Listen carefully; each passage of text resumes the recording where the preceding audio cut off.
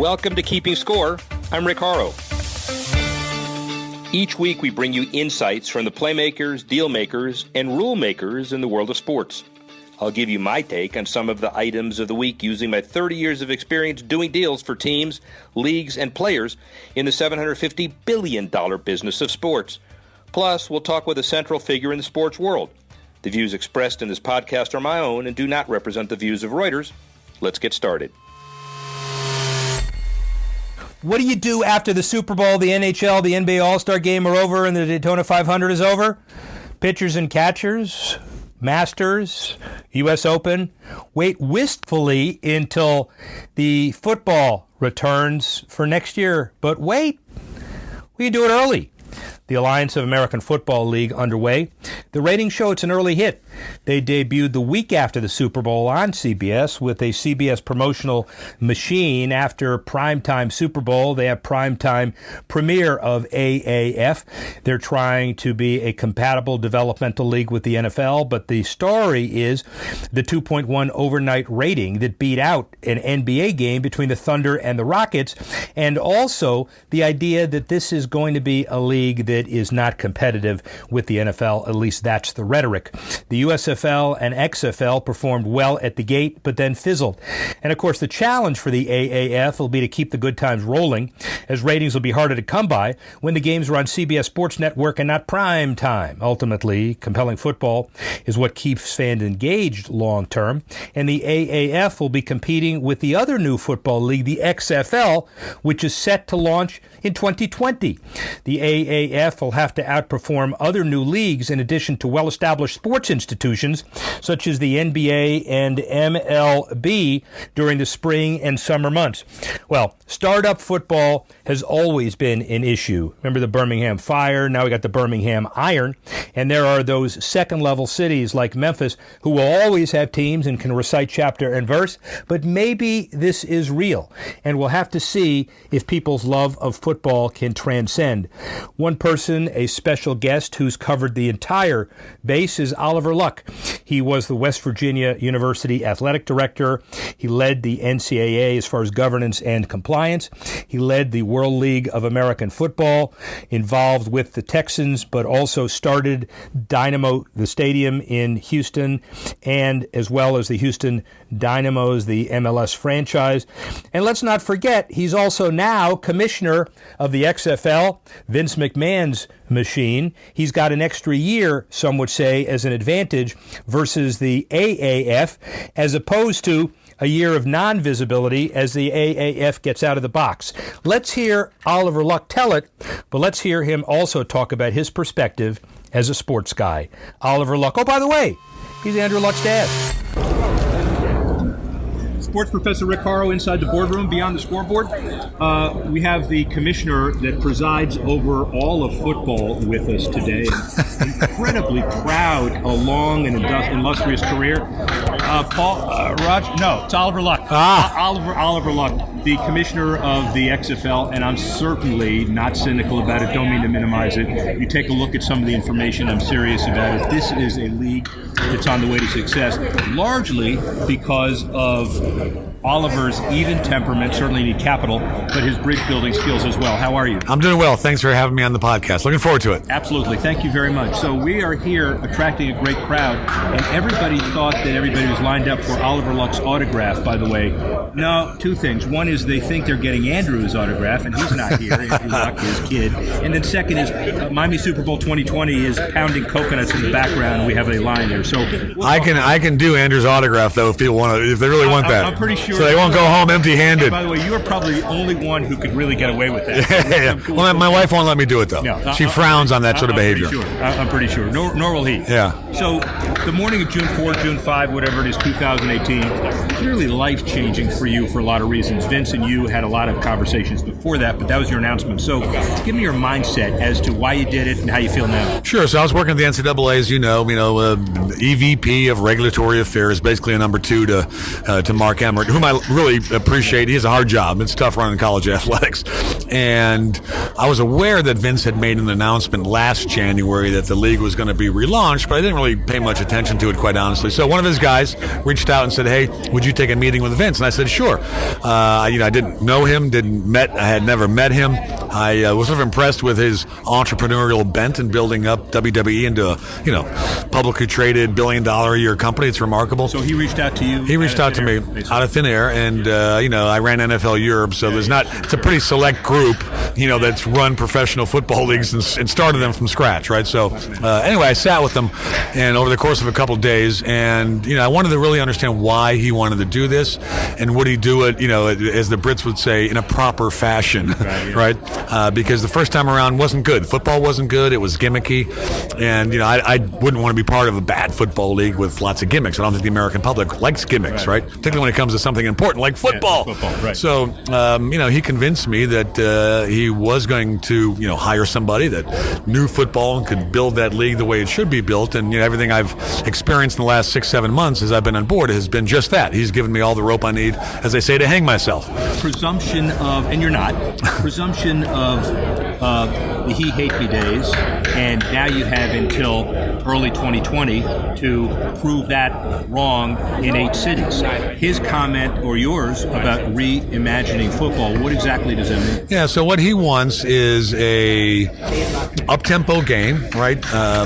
Fewer stoppages, fewer breaks, right? The college and pro ball sometimes can go on forever, right? Well, there's a good reason. They're commercials. Well, that's true. That's true. But think of all the split screen that's now taking place, right?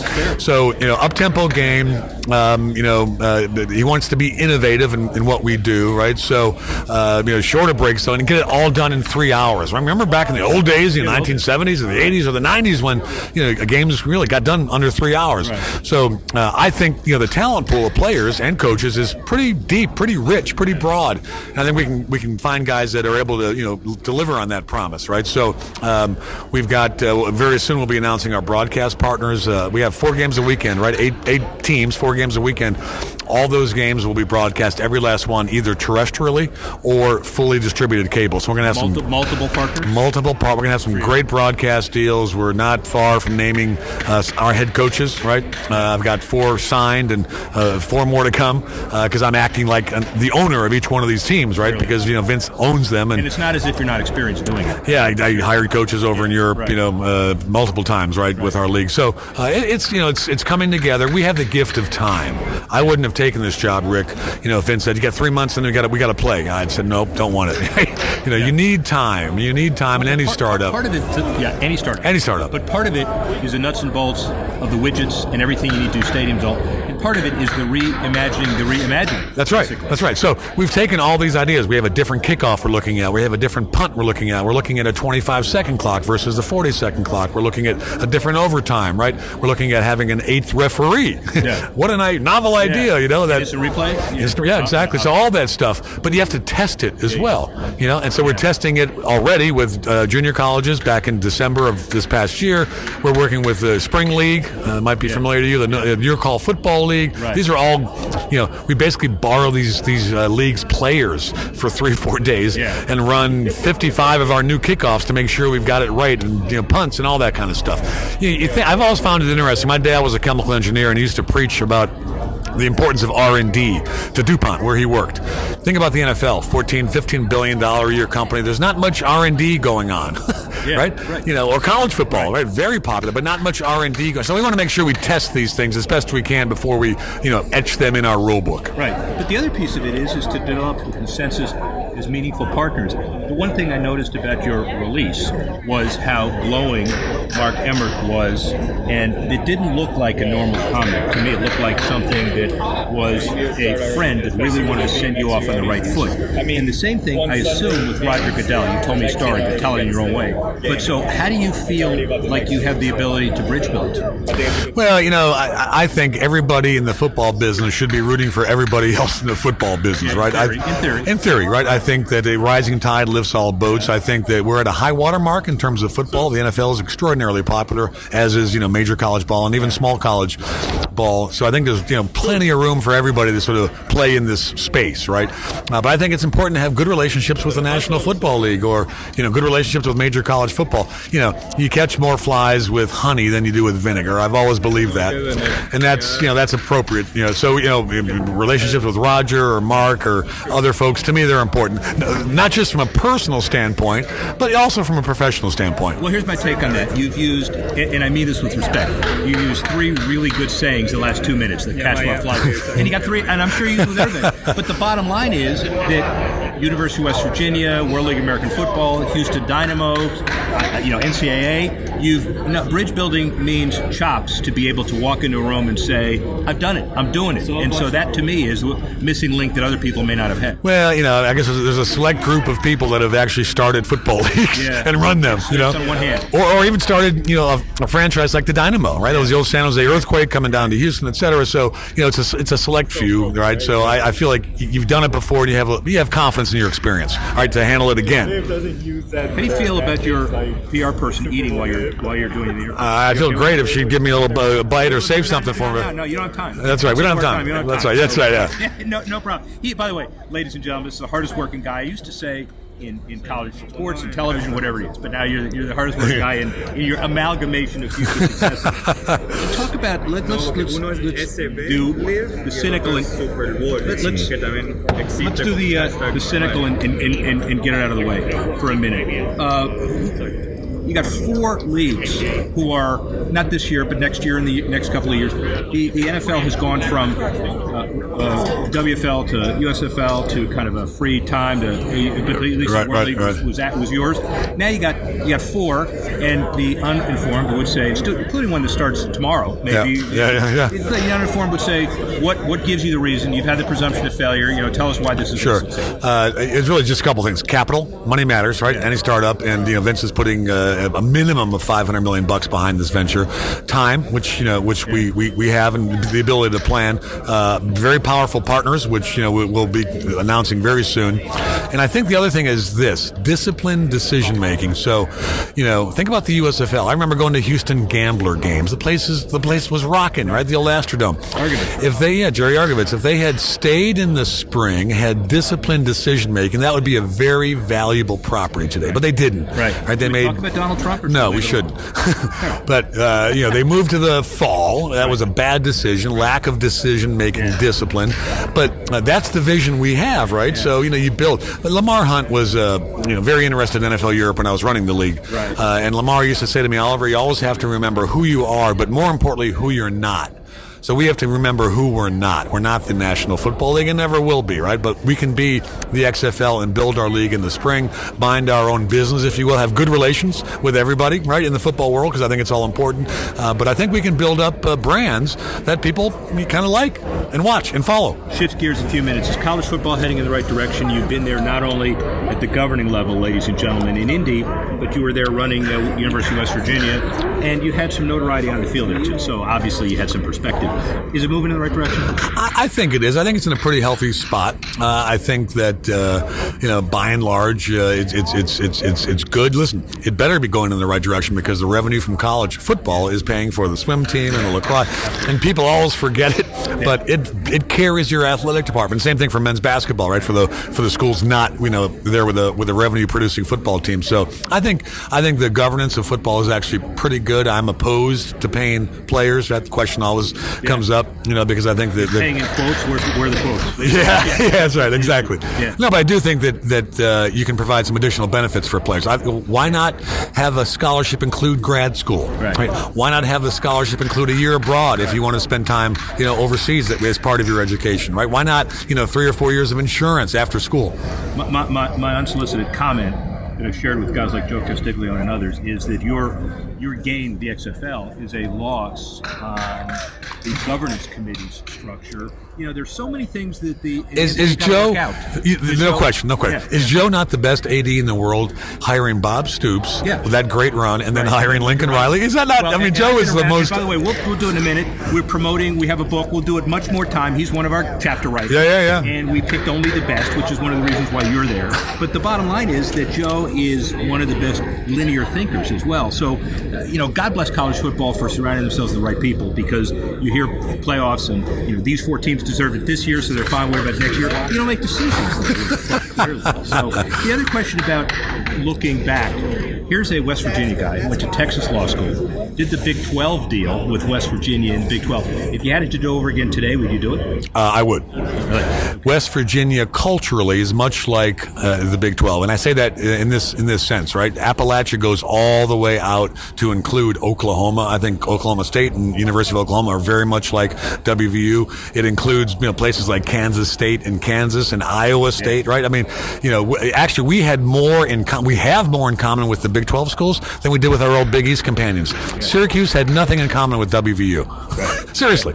Georgetown had very little in common with WVU, but Oklahoma State does. Texas Tech does, right? So I really think it's culturally a very good fit, even though the geography is a little bit odd, right? But, it's culturally a very good fit for the Mountaineers. Well, it's as odd as Rutgers being in the West, or it's as odd as everything else is. So that's clearly not the dimension. That's right. And if that's going in the right direction, then, so what about MLS? And then we'll I'm a huge fan of what Don Garber has done. If you go back and look at where they were when he took that job in, 2000 maybe, where they are today, it's incredible. The value of the franchises, the quality of the league. It's got ways to go still. It's still's got to figure out how to break that TV question, right? It's not destination viewing for the vast majority of people, and that's a challenge. NFL is, and XFL hopes to be destination viewing, but MLS has to kind of increase the opportunity for the TV broadcast and expand their audience. What does it feel like when people stop you on the street and say, how's Andrew? Can you get me to Andrew? Well, they say, tell Andrew I got him on my fantasy team, so he needs to throw a bunch. I say, you think he cares about that? I really, that's the question. Right. That's the question I get. Yeah, I'm sure. I said, hey, I'm great. Good job, but I'm not going to. Ladies and gentlemen, in that context, we'll end this.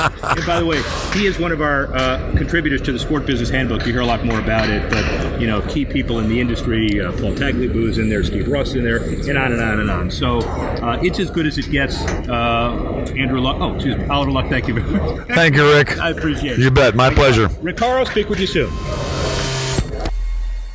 So Oliver Luck has some perspective. Obviously, he's tired of people calling him Andrew.